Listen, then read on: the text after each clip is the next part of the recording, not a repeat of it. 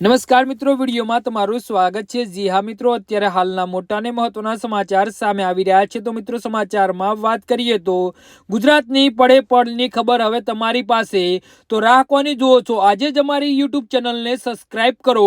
અમદાવાદના Bavla Changodar national highway પર એક ભયાનક માર્ગ અકસ્માતની ઘટના સામે આવી છે। ચાંગોદરથી રજેડા તરફ જવાના ગેટ પાસે લોડર ટ્રેક્ટર અને બાઇક વચ્ચે થયેલી જોરદાર ટક્કરમાં બે આશાસ્પદ યુવકોનો પોતાનો જીવ ગુમાવ્યો છે। આ અકસ્માતના પગલે હાઈવે પર શોકનું મોજું ફરી વળ્યું છે। મળતી માહિતી મુજબ રાહુલ અને રવિ નામના બે મિત્રો પોતાના એક અન્ય મિત્રનું બાઇક લઈને ચાંગોદરથી બાવળા આવી રહ્યા હતા। બાવળાથી પોતાનું કામ પતાવી જ્યારે તેઓ પરત ચાંગોદર તરફ જઈ રહ્યા હતા ત્યારે માર્ગમાં કાળમુખું લોડર ટ્રેક્ટર તેમની સામે આવ્યું હતું। ચાંગોદરથી રજોડા તરફ જવાના ગેટ પાસે લોડર ટ્રેક્ટરના ચાલકે અચાનક વળાંક લેતા પૂરપાટ ઝડપે આવી રહેલું બાઇક તેની સાથે ધડાકેભેર અથડાયું હતું।